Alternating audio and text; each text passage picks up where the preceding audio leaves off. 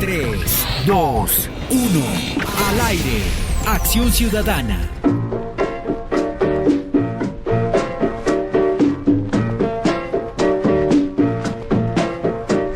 Arriba,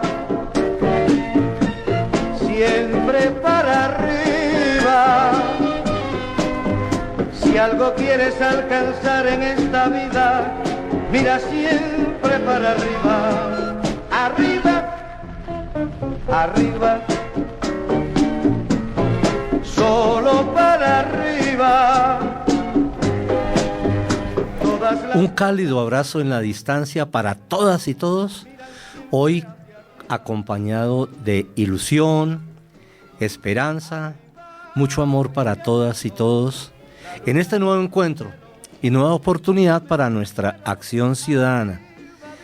Él es Roberto Ledesma, interpretando de Tomás Méndez, Arriba, arriba el ánimo, arriba las ilusiones, que no se pierdan. Yo soy Nelson Julián Villamizar y hoy traigo una voz que llega en ese hilo conductor los temas que hemos tratado en los anteriores programas. Tuvimos la voz de la viceministra del Interior, Lilian Solano, el gerente de discapacidad, Anderson Henao, y los referentes más caracterizados del movimiento social de las personas con discapacidad, que ha propiciado un diálogo nacional, 32 diálogos territoriales y un gran diálogo nacional que entre septiembre y octubre estaremos realizando en la ciudad de Bogotá, que ya en este momento se viene adelantando. Y les decía que en esa línea hoy nos acompaña alguien muy querido, muy cercano a nuestras causas, muy comprometida con nuestros procesos.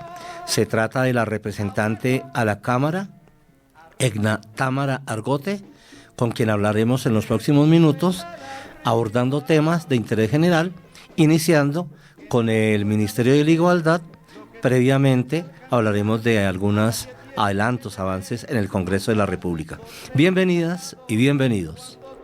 Abajo, abajo, arriba, siempre para arriba. Que nada pueda detener lo que tú quieres alcanzar. A nadie tienes que temer hasta las cimas de llegar. Para la gloria disfrutar desde allá arriba. Arriba, más arriba, bien arriba,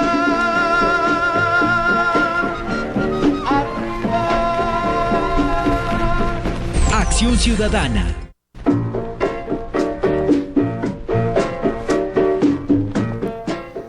Este proceso que nunca para, el eterno presente, la continuidad en los procesos de participación, en la construcción, pasando por encima de las dificultades, de las adversidades, y como lo dice nuestro mensaje de hoy, siempre arriba, es lo que queremos, y por eso nos complace saludar a alguien que se ha caracterizado por ese entusiasmo, esa ilusión, ese anhelo de vida permanente que coloca a todas sus actividades.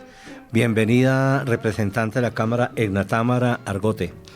Bueno, un buen día para todos y todas. Un agradecimiento enorme por este espacio en esta emisora. Pienso yo que es muy importante esta tarea que ustedes cumplen, no solamente de información, sino de participación e inclusión. Es lo que requerimos para construir un país en paz. Vamos a hablar de ese proceso de construcción de esa paz anhelada por todas y todos, que se expresa en las acciones afirmativas que tiene el Estado, el que somos parte, para grupos históricamente vulnerados, en un propósito común de precisamente propiciar esa igualdad, esa inclusión de la que su merced nos comentaba. En ese sentido, una búsqueda muy acariciada para nuestra comunidad es el Ministerio de Igualdad, consideramos que allí confluyen toda una serie de expectativas, no solamente para la población de personas con discapacidad y sus familias, sino negritudes, indígenas, la mujer. Bueno, queremos hablar de eso, doctora Agnatámara. Y al respecto, en ese proceso que tuvo en el Congreso, donde usted fue tan importante para su impulso, ¿qué nos puede decir? ¿En qué estado se encuentra ese Ministerio de la Igualdad? Bueno, en primer lugar, yo creo que es importante que hablemos de la política del gobierno, porque dentro de toda esa política de participación de todos los actores sociales del conflicto económico, del conflicto armado, del conflicto por esta desigualdad que es estructural en nuestro país, pues la política general de este gobierno lo que busca es crear una instancia que articule todos los esfuerzos que garanticen condiciones para crear espacios de igualdad, espacios en los que se reconozcan a los sectores, a las poblaciones, a todas estas, como usted bien lo dice, pues poblaciones que han sido vulneradas, pero además empobrecidas, que han sido invisibilizadas y violentadas en la historia. Entonces, por un lado, el plan de desarrollo, me parece que es importante que hagamos acá una relatoría de lo que plantea frente a la población con discapacidad, pero además frente a toda la inclusión de los actores sociales que han estado pues alejados del escenario político y del escenario de decisión, y también por otro lado la ley que se logró aprobar en la legislatura pasada, que crea el Ministerio de la Igualdad, y a su vez pues cómo este ministerio se va a encargar de desarrollar estas políticas, de ejecutar estos mandatos, y cómo la población con discapacidad va a estar allí representada. Pienso que son dos temas importantes que podemos abordar. Claro, ahí tenemos la posibilidad entonces de que leamos la invitación para que todas y todos nos pongamos en sintonía con el decreto 1074, 1075 y 1076, que establecen también en ese sentido la transición del primero, el 1074, del INSI y el INSOR como entidades adscritas al Ministerio de Educación, que ahora forman parte de este Ministerio de la Igualdad. Así es, ¿verdad? Así es, sí. Y además también es importante, además, pues ahora que lo desarrollemos, hablar sobre la política pública, que hacía parte de un COMPES que ya pues terminó como su periodo de política pública de discapacidad, iba del 2013 al 2022, e inicia la construcción, y tenemos que hacer un trabajo importante para que esa construcción del nuevo COMPES de política pública sea participativa y recoja pues la voz de los actores sociales de este sector. Ahí escuchamos cómo nuestro representante de la Cámara está muy bien empapada y plantea esos tres temas: el Ministerio de la Igualdad, la política pública de discapacidad y el documento COMPES. Todo esto como en un marco genérico, universal, que lo plantea el plan de desarrollo de esa potencia mundial de la vida de la que las personas con discapacidad también queremos ser parte. En ese sentido, ¿cómo es la tarea? ¿Cómo está diseñado ese Ministerio de la Igualdad? ¿Y cómo puede ser nuestro tránsito a esa inclusión tan anhelada dentro de ese Ministerio de la Igualdad? Bueno, en primer lugar, lo que tenemos que tener en cuenta sobre el ministerio es que se estructura un ministerio y 5 viceministerios. Dentro de estos 5 viceministerios, el Viceministerio de la Diversidad va a tener una dirección especializada en el tema de discapacidad. Y es esta dirección que se va a encargar no solamente de la construcción de la política, que también pues va a regir durante un buen tiempo, sino de la ejecución de esa política pública, de la implementación de los programas que quedaron establecidos en el plan de desarrollo y de la articulación. Esto no solamente es del sector de igualdad, sino de la articulación del trabajo que hacen todos los otros sectores, porque si algo es importante es que recalquemos que esta transversalidad de la inclusión de las personas que han sido poco reconocidas en los gobiernos anteriores, pues ahora tienen un reconocimiento especial en el sector de agricultura, en el sector de vivienda, en el sector de educación, en el sector de trabajo. Allí también son unos ejes importantes con los que vienen pues haciendo como el trabajo inicial preparatorio para construir la política pública en los sectores fundamentales que se requiere que la población con discapacidad esté incidiendo para que pues hayan transformaciones verdaderas. El tema de la población de personas con discapacidad ha buscado tener como un componente identitario. Una lucha permanente fue la de salirnos de ese cajón donde siempre estuvimos, y me imagino que puede ser como el mismo anhelo social de los demás sectores. O sea, a veces nos difuminamos, nos dispersamos cuando nos hablan de la diversidad. Entonces sí, sabemos que somos una población diversa, multicultural, multiétnica, pero queríamos apostarle a un viceministerio de la discapacidad. Y ahora entonces allí imbuidos dentro de ese gran paquete de tantos requerimientos y tantas necesidades, nos asiste el temor de perder precisamente esa identidad. ¿Cómo podemos avanzar para lograr esa característica de nuestra comunidad como sector específico de la población de personas con discapacidad? Es más, entendiendo que tenemos lenguas y señas, que es una de las características sociológicas que se le da carácter poblacional a un grupo. O sea, nuestra lengua de señas que utilizan las personas sordas, el sistema de lectoescritura braille que utilizamos las personas ciegas, y unos mensajes iconográficos para la población cognitiva. Entonces, ¿cómo mantenemos esa identidad? Bueno, en primer lugar, yo creo que nos toca empoderarnos de esta dirección, apoderarnos y empoderarnos, y yo creo que debemos hacer un ejercicio de verdad participativo. Requerimos, creo yo, el sector requiere ser escuchado para que estos temores que son pues totalmente legítimos puedan ser tramitados y tratados al interior del ministerio. Yo creo que de todas formas es un proceso que va a tomar algún tiempo, y que mientras tanto y mientras se va construyendo, las voces organizadas, si nosotros también podemos de pronto facilitar espacios para que las voces en el Congreso pues se amplifiquen y de manera organizada podamos llegar al gobierno para que escuchen estos temores y la necesidad de ir preparando o pensando un escenario donde se pueda crear un viceministerio exclusivamente para las personas con discapacidad.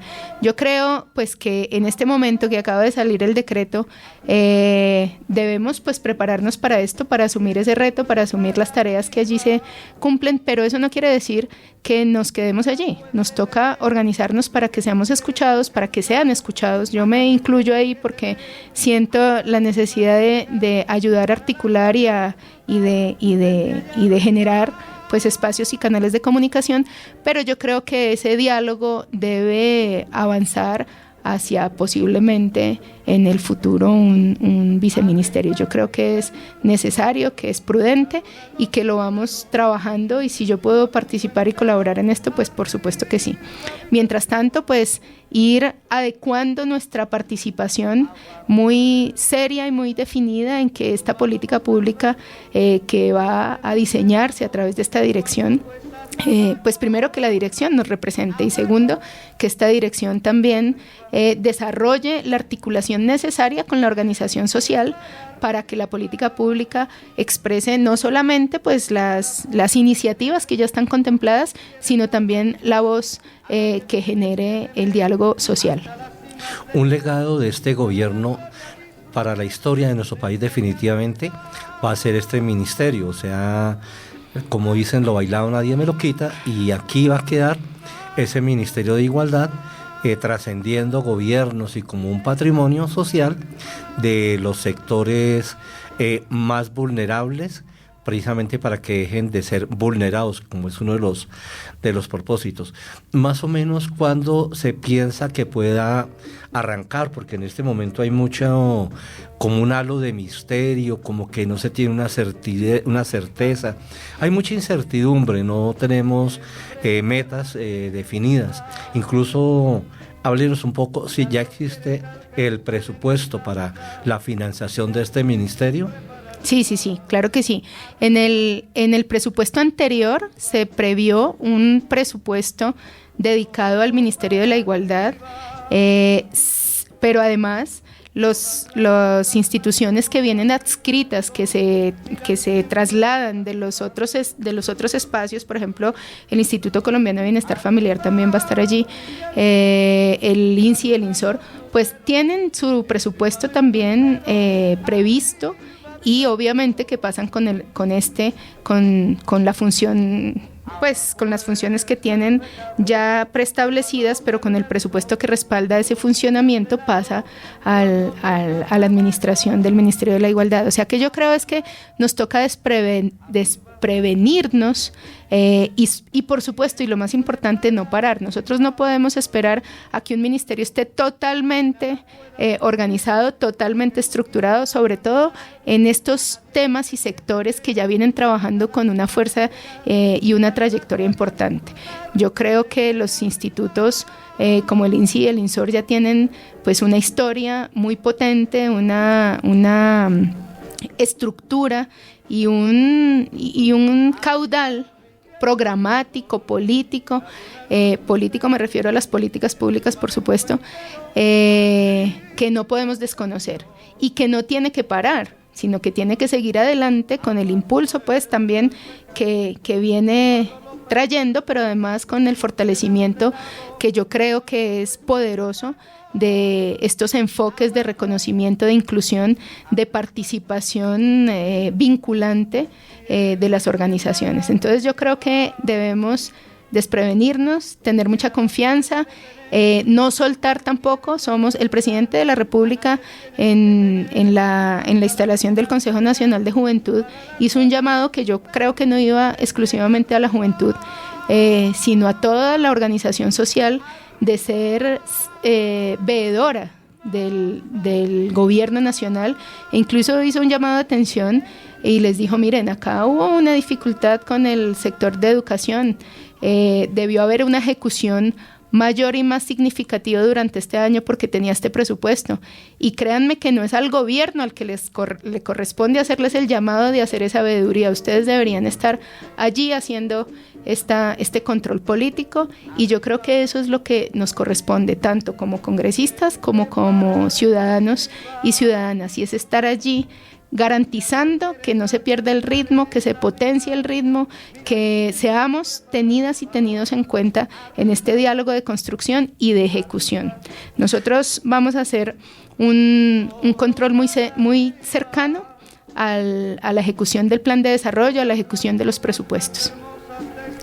Nos vamos de trasteo. En este momento, pues como lo decíamos, salimos de la esfera del Ministerio de Educación, que a veces restringía, aunque hay que reconocerlo, siempre fue política, y particularmente en la actual administración a cargo del doctor Carlos Alberto Parra Duzán, el incursionar en otras áreas, incluso pasando de otras competencias. Hablábamos de la inclusión laboral, hablábamos de temas de salud, hablábamos de temas de deporte, recreación, cultura, etcétera.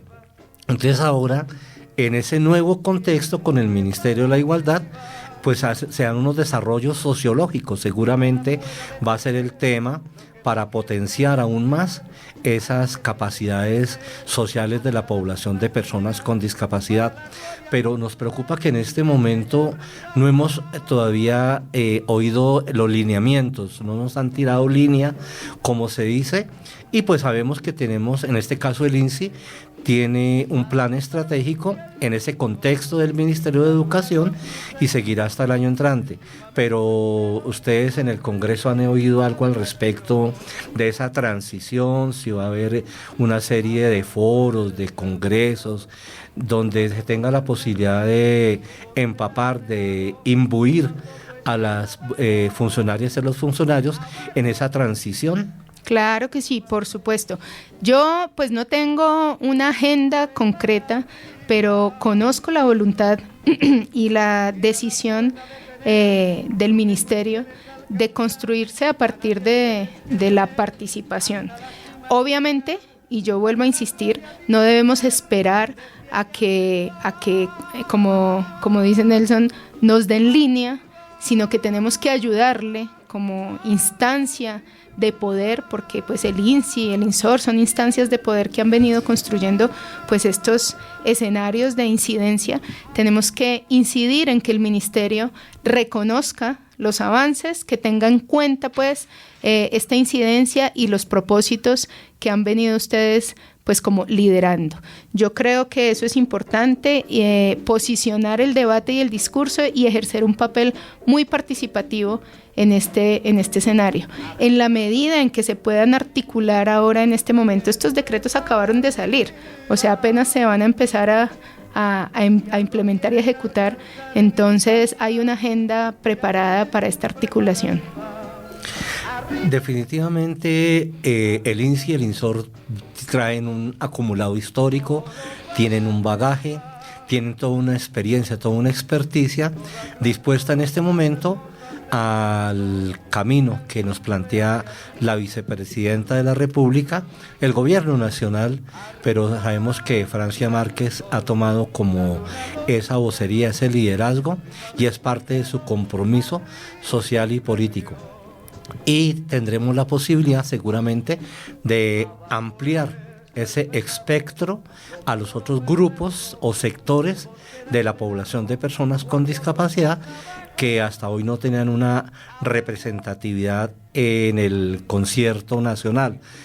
Sí territorial, pero no había institutos para esas personas y esa era parte de la queja, pero ahora el Estado nos plantea una alternativa de solución. De eso hablaremos en la segunda parte de nuestro programa. Seguiremos en este diálogo con la representante de la Cámara, Egna Támara Argote, de manera que les invito a escuchar unos mensajes institucionales y ya regresamos. No se vayan. La luna en los luceros, el firmamento entero, arriba vive Dios. Abajo está el pecado, lo malo, lo perverso, todos te dan de lado cuando tú estás abajo, abajo, arriba. Acción Ciudadana. Hacemos una pausa informativa y ya regresamos. No se desconecte.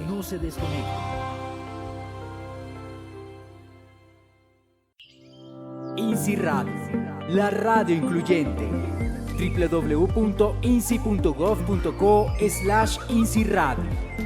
Una emisora del Instituto Nacional para Ciegos, INSI. INSI Radio, la radio de la discapacidad visual, une a los artistas. Saludo cordial, soy Germán Escayón, NNN, para que se conecten con INSI Radio, la radio incluyente. Ellos también son INSI Radio, la radio que nos une, la radio de la discapacidad visual. Me gusta pensar que estoy hecho para algo gigante, por eso estudiar para mí es importante. Me ayuda a crecer y a salir adelante, y es emocionante ver que se nota el cambio, se nota en la educación.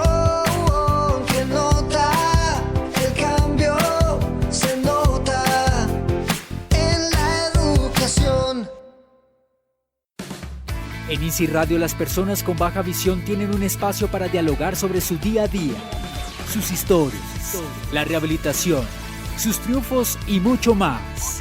Por eso Sandra Malagón y Pedro Andrade nos cuentan sus experiencias de vida y la de sus invitados en Interactuando con la Baja Visión. Conéctese y participe todos los jueves a partir de las 10 de la mañana y a las 7 de la noche. Sábados a las 12 de la medianoche y el domingo a las 12 del mediodía. Interactuando con la Baja Visión.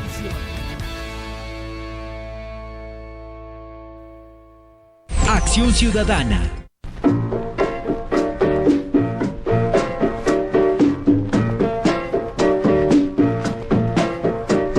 Arriba, siempre para arriba. Arriba el ánimo, arriba la ilusión, que no se pierda la esperanza. Y eso es lo que estamos tratando con la representante de la Cámara, Egna Tamara Argote, sabiendo que por encima de las adversidades, por encima de las dificultades, debe mantenerse viva esa expectativa de vida para mejorar la calidad, y es lo que pretendemos con el Ministerio de la Igualdad, hablando también de la política pública y el nuevo documento COMPES. Esos temas, además de ampliar la cobertura, entre otros aspectos, vamos a tratarlos en esta segunda parte del programa. En la parte inicial quedábamos frente a la atención de la población y unas expectativas que teníamos frente a desarrollos sociológicos, desarrollos de otras posibilidades que forman parte del espectro de las personas, no solo con discapacidad, sino de todos los sectores vulnerables, las oportunidades laborales, el empleo, el desarrollo económico, las búsquedas sociales y culturales, nuestra identidad. Bueno, todo eso representa una gran posibilidad. Háblenos al respecto, por favor, doctora Egna Tamara.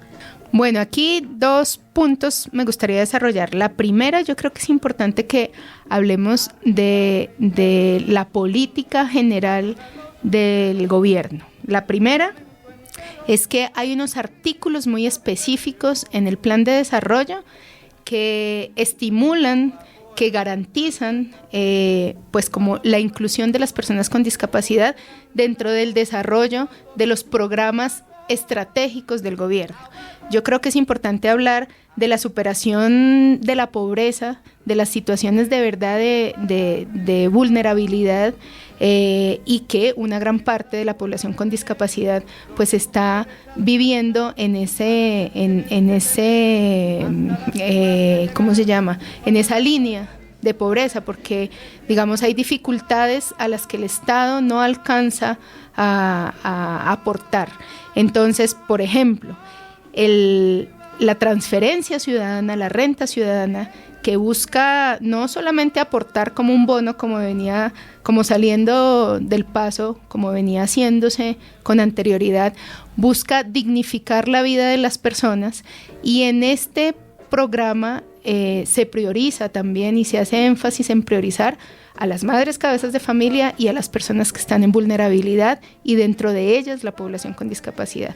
Es importante que las personas dignifiquen su oportunidad de vida y la posibilidad de vivir en autonomía, y para ello pues un bono que simplemente digamos que sea un requisito del Estado cumplirlo, pues no era lo suficiente. Está tratando el gobierno de implementar un mecanismo que genere condiciones para que se superen estas barreras y que se pueda vivir de una manera más digna. Obviamente, pues es un proceso en el que se va profundizando. También salir del paliativo asistencialista a unos programas más estructurados y de mayor cobertura, de mayor alcance. Exactamente. Se ha creado a través del Plan de Desarrollo un fondo para la superación de las brechas de desigualdad de la población y de la inequidad territorial. Sí, a mí me parece que es importante porque ese fondo es un fondo nuevo, pues que lo que va a buscar es que haya un fomento, en particular con la población con discapacidad, o fomente el empleo y la educación de las personas con discapacidad. O sea, esa es una política y un programa específico y estratégico que se ha planteado desde el plan de desarrollo. Yo pienso que es importante, y también un plan nacional de accesibilidad. Yo pienso que eso planteado en el plan de desarrollo pues es importante, porque no solamente son temas, son ejes que deben estructurar la política pública de la discapacidad, sino que se plantee como una estrategia transversal de todos los sectores, pues es importante. Es un reconocimiento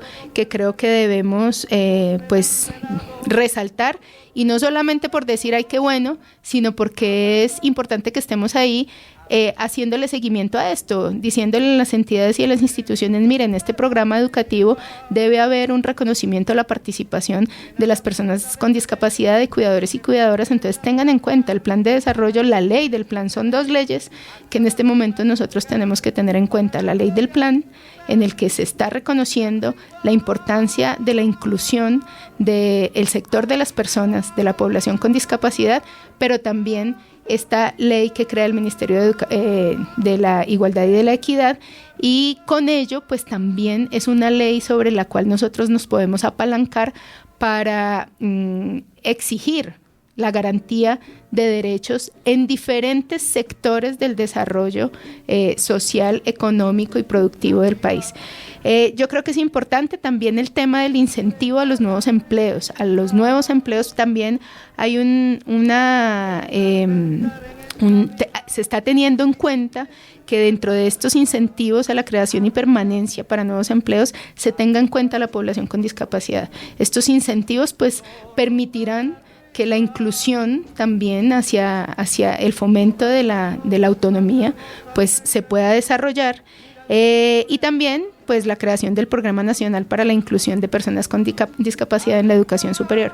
Yo creo que estos son temas que siempre se han discutido, pero que ya tenerlos implícitos en una ley y explícitamente también allí escritos, pues nos permiten estar allí detrás haciéndole seguimiento y control. Esto por el lado del plan de desarrollo. Esto ya al momento de aplicarlo, de exigirle al Ministerio de la Igualdad, que se encarga de diseñar, de formular, de dirigir, de aplicar, de ejecutar los programas, no solo la política, sino los programas y los proyectos, pues digamos que creo que es un canal importante, como lo veníamos diciendo, a quien se puede dirigir no solamente una pequeña población, sino ya toda una población más amplia, como lo veníamos hablando, una población que recoge a todas las personas con discapacidad, pero además a todas las personas que hacen parte del sistema de cuidado, ¿sí? A todas las personas, las diferentes discapacidades que vienen como oficial o formalmente reconocidas, y eso hace que haya un diálogo más completo sobre el reconocimiento de los principios o criterios de la política de la discapacidad, o sea, la autonomía, la vida independiente,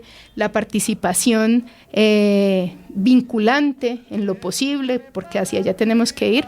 Creo que son principios que tenemos ahora la posibilidad de dirimir de manera más amplia con un ministerio, en particular con un viceministerio y con una dirección específica para estos temas. Estamos en la construcción de una nueva política pública de discapacidad y ahí el componente de participación, la metodología, escuchar a nuestra comunidad fue parte de ese diálogo que tuvimos con la doctora Lilian Solano, la viceministra del Interior, y que se logró a partir de un proceso de movilización social, de una protesta, de plantear esa inquietud. No queríamos que desde el escritorio los expertos nos hablaran, sino que se acercaran a la base social como lo pretende el presidente de la República, pero a veces nos encontramos con esos enredos burocráticos de gobiernos anteriores que nos dejan ese lamentable legado, pero que por fortuna, con voces nuevas y con nuevas directrices, nos da la posibilidad de ser incluidos. Y así es como esos 32 diálogos territoriales y el gran diálogo nacional nos dará la posibilidad de participar más activamente en la construcción de esa política pública. Ahí tenemos el documento COMPES, el del Consejo de Política Económica y Social. Al respecto, ¿qué nos puede decir, doctora Ignatámara? Bueno, yo estoy pues como muy contenta estudiando este COMPES, porque hace primero un barrido sobre la macroeconomía de nuestro país. Nosotros venimos superando un momento pues crítico mundial de pandemia, pero a pesar de ello hemos visto que el manejo que se viene dando de la economía en Colombia pues nos ha puesto a nivel regional en un estado pues de estabilidad. Digamos que el control de la inflación, el control también de las tasas de interés, la ampliación, si ustedes ven, del porcentaje de empleabilidad, de la disminución del desempleo, en particular, por ejemplo, dentro de esa cifra del desempleo que haya una mayor cantidad de mujeres empleadas, eso dice muy bien de cómo se está manejando la economía de nuestro país. Por supuesto que venimos en recuperación y hay una lectura de proyección hacia una inflación mundial y hacia una situación pues compleja de la economía mundial, pero a pesar de ello Colombia se está manteniendo muy bien, el precio del peso se está revaluando con relación al dólar. Eso nos hace, digamos que dentro de la complejidad y dentro de la dificultad, nos hace pensar que Colombia está siendo bien dirigida. También, digamos que el hecho de haber logrado una reforma tributaria desde principios de la equidad y la progresividad nos permite tener hoy un presupuesto más amplio, que es, digamos, un poco más igualitario, porque quienes están aportando, a quienes se les está recaudando, es a los sectores que más posibilidades tienen de producir y de recibir ganancias, y se ha liberado un poco esa presión que siempre había en las reformas tributarias de que siempre se le iba, pues se atacaba y se golpeaba a toda la población sin tener pues la precaución de que hay unos sectores que tienen privilegiados, que tienen mejores condiciones. Entonces esta reforma tributaria nos permitió hacer una adición presupuestal el año pasado de 16 billones de pesos, de 17 casi. Nos permite ahora estar hablando de un presupuesto para el próximo año, pues el más grande que hemos visto, de 504 billones de pesos, y de esos 504 billones de pesos, el énfasis que hace este gobierno para el próximo año es la inversión en educación, la inversión en trabajo, la inversión en los temas de los derechos, ¿sí? Vemos que un presupuesto muy alto, 70.4 billones de pesos, van a estar dedicados al tema de la educación, 61.6 billones de pesos estarán dedicados al tema de la salud y al tema de empleabilidad también. Eso quiere decir que si hay una decisión importante de este proyecto pues de transformación, de generar condiciones para que las personas puedan vivir mejor, para que puedan desarrollarse, salir de situaciones de precariedad. Y ustedes saben que al momento de tener, como dice la gente, necesito un empujoncito, de tener esa posibilidad, la gente empieza a generar procesos y dinámicas también sociales pues que ponen a nuestro país en otra situación, que nos pone a fortalecer el Producto Interno Bruto, pero sobre todo la productividad interna, que es lo que se busca, que es reactivar el campo. Eso genera beneficios para toda la sociedad. Cuando unos núcleos sociales que han estado empobrecidos tienen la posibilidad y la oportunidad de generar ciclos de producción, pues generan ellos mismos estados de mejoramiento de su vida, de dignificación de su vida. Y yo creo y tengo muchísima confianza en que pues esto se ha venido haciendo, se está venido haciendo, y estos procesos de articulación como los que se están pretendiendo hacer con el Ministerio de la Igualdad, pues lo que van a hacer es potenciar esa intención, que no quede en una sola intención, sino que haya un doliente para garantizar que esa intención y esa voluntad pues se ejecute. Y por supuesto la ciudadanía y nosotros, que estamos muy vigilantes, nosotros tenemos esta oportunidad de mostrar que hay otras maneras de hacer las cosas y de hacerlas bien, y pues aquí estamos para hacerlo. Yo creo que en eso estamos juntos, la ciudadanía, el sector de la población con discapacidad tiene esta posibilidad y esta oportunidad también de actuar vinculantemente en ese proceso de estructuración del ministerio, pero también en la ejecución de las políticas que están muy específicamente decididas y definidas para que las personas que han estado por fuera de esta atención del Estado lo estén en este momento. En estos últimos minutos yo no quiero perder una oportunidad y es el reconocimiento también para nuestra representante de la Cámara como abanderada de un tema de la economía informal. Viene precisamente de un evento muy importante, recogiendo inquietudes y desarrollando un compromiso para hacer ese tránsito también de la economía informal a formalizar, a generar calidad de vida para los informales. Háblenos al respecto, por favor. Bueno, pues la economía popular es una fuerza que ha dinamizado la economía de nuestro país.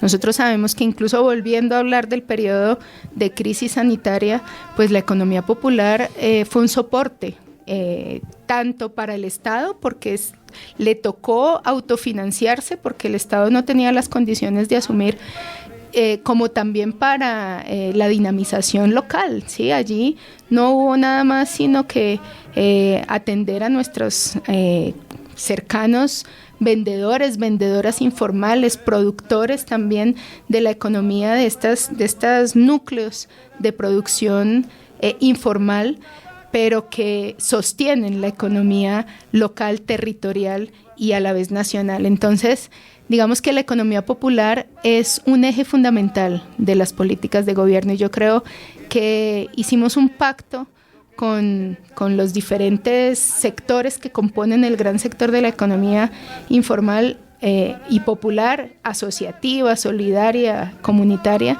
y yo creo que se está cumpliendo. En el plan de desarrollo, pues hay unas medidas muy concretas. Primero se creó el Consejo Nacional de Economía Popular como un espacio participativo también de los diferentes sectores que componen esta economía que es de la creatividad, de la sobrevivencia, de la iniciativa y de la innovación. Entonces es muy importante, además que mueve el 60 o el 70% de nuestra economía interna y que tiene tanto necesidades en el marco normativo como en el marco político de ser reconocidos y potenciados.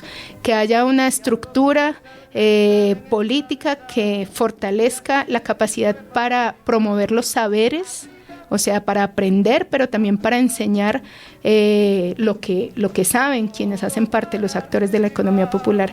Esos saberes son saberes tradicionales porque parte de la economía popular, por ejemplo, son los mercados campesinos, son los productores del campo, que son pequeñas unidades económicas que tratan de ir saliendo día a día y solventar su vida día a día, pero que en una organización mayor pues se pueden crear asociaciones y cooperativas más grandes que pueden solventar la necesidad local y pueden inclusive aportarle al programa de alimentación escolar o al programa de soberanía alimentaria y de seguridad alimentaria local pues un impacto importante. Entonces, así como también los vendedores y vendedoras informales, pero a través de la producción interna nacional, promocionar esto hace que nuestra economía se dinamice y que se generen condiciones para que quienes viven en esta informalidad no necesariamente tengan que formalizarse, pero sí tengan condiciones de seguridad social, de seguridad humana, que les permitan tener pues también formas de vida más dignas. Ante el déficit de las oportunidades, nuestra población, las cuidadoras, los cuidadores, encuentran en esa economía popular una alternativa de solución, una salida para sus necesidades, sus búsquedas sociales. Y allí encontramos que ese sector de la población con discapacidad también tiene una respuesta por parte del Estado y por eso quisimos que nos hablase al respecto o ¿qué llamado nos puede hacer ustedes para, en este caso usted, doctora Ignatámara, para incluir a la población de personas con discapacidad como un baluarte dentro de esa economía popular en un tránsito a la formalización?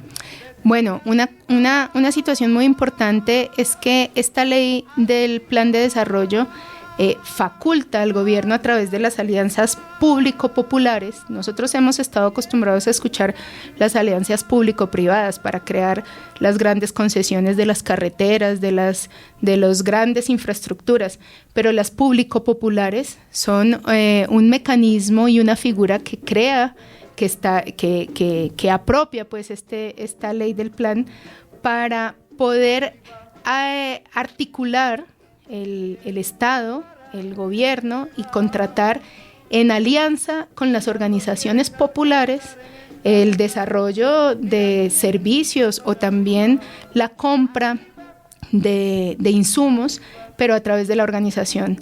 Entonces yo creo que es importante que mantengamos y profundicemos este sentido organizativo, que nos fortalezcamos en una organización, en un tejido social fuerte, que nos asociemos, que cooperativicemos para que podamos actuar como oferentes del Estado, para que podamos ofrecerle servicios al Estado y a través de estas organizaciones de población con discapacidad, prestar servicios de todo, culturales, de formación, de implementación de políticas, y para esto se requiere que nos organicemos. Esta es yo pienso que es un escenario muy óptimo para el desarrollo del sector, pero además también para generar condiciones para que cada persona pueda ir desarrollando pues la autonomía y pues estos principios por los que siempre el sector y la población ha luchado, de la autonomía, de la posibilidad y no solamente de las personas con discapacidad, sino de los cuidadores y cuidadoras, como lo dice bien Nelson, de poder tener un desarrollo económico que le permita también participar en la construcción de la vida social y política del país. En los diálogos territoriales en las diferentes regiones de nuestro país vamos a tener la posibilidad de interlocutar con esos actores que a través de la historia habían estado al margen y solamente como objeto. Ahora, como sujeto activo, tienen las lideresas y los líderes de nuestra comunidad la oportunidad de acompañar esos acuerdos nacionales del que nos habla el presidente de la República, ese gran diálogo social para mejorar esas condiciones de vida. Desde Bogotá seguramente vamos a irradiar ejemplos o desarrollar como una ruta de la que nos retroalimentamos también de las regiones, porque en sus vivencias, en sus expectativas, en sus experiencias, los líderes y las lideresas vienen retroalimentando el proceso aquí en Bogotá, pero definitivamente en su condición de representante de la Cámara por Bogotá, finalizo haciendo un llamado para que todas esas expectativas que se pueden generar desde Bogotá para el enriquecimiento de esos diálogos territoriales y la posibilidad que en un próximo encuentro nacional, en un próximo foro, contemos con su valiosa participación, como siempre lo ha tenido. Yo tengo que dar testimonio de ello, de tener la posibilidad de ese liderazgo desde el ser humano, que es Edna Támara Argote, para que sea un éxito ese encuentro nacional y ese diálogo social sea cada vez más fluido y cada vez logre calar esos llamados, esa vocería de nuestra comunidad en el contexto nacional y muy particularmente en el actual gobierno, para que ese cambio tan anhelado también llegue a nuestra comunidad. Bueno, pues yo agradezco muchísimo la invitación y de hecho quisiera también proponer el espacio del Congreso de la República como un escenario que es eco de la voz del pueblo, para que allí se puedan hacer en los próximos semanas o meses unos escenarios de diálogo amplio, unas audiencias o unos foros que puedan poner, además de los diálogos regionales, una voz nacional de las personas con discapacidad, de sus expectativas, de sus experiencias, pero además de ya los aportes que tienen para ofrecerle a este Ministerio de la Igualdad que se está constituyendo. Sería un espacio muy importante para que allí podamos contar con la presencia de quienes están liderando este proceso de articulación, ojalá con la ministra y también vicepresidenta, y también con otros sectores que puedan escuchar esta expectativa que tiene la organización de la población con discapacidad y los cuidadores y cuidadoras, por supuesto. Muy bien, líderes y lideresas, ahí queda el compromiso, la voz firme de la representante de la Cámara, Edna Támara Argote, y pues ustedes tienen la palabra. Seguramente haremos los contactos pertinentes para viabilizar estos diálogos en el territorio distrital, específicamente aquí en Bogotá, con la repercusión consecuente en todo lo largo y ancho de nuestro país. Entonces finalizo pues agradeciendo, doctora Ignatá Marargote, que nos haya acompañado, que esta acción ciudadana hoy haya tenido esas luces, esas orientaciones y esas expectativas que quiero que finalice como desarrollando esa ilusión que nuestro país no debe dejar, que nuestro país debe mantener arriba esa expectativa, arriba esa posibilidad de cambio, y pues en este caso con su vocería queremos despedir el programa.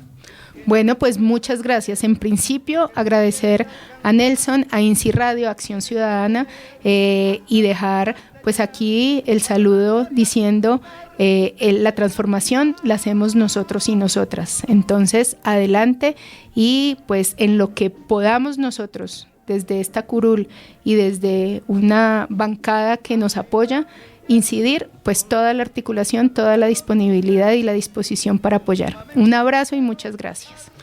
Y con nuestros agradecimientos también extensivos a Vanessa Osorio, el equipo de prensa de la representante de la Cámara y todo el equipo de la UTL que hace posible este diálogo que siempre hemos tenido, incluso sin contar con la UTL, pero es bueno hacer ese reconocimiento a Vanessa que está con nosotros.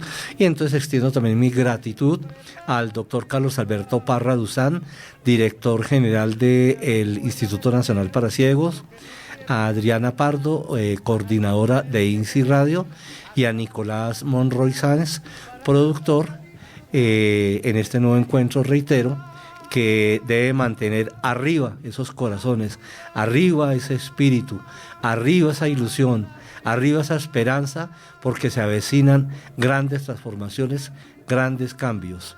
¡Chao, chao!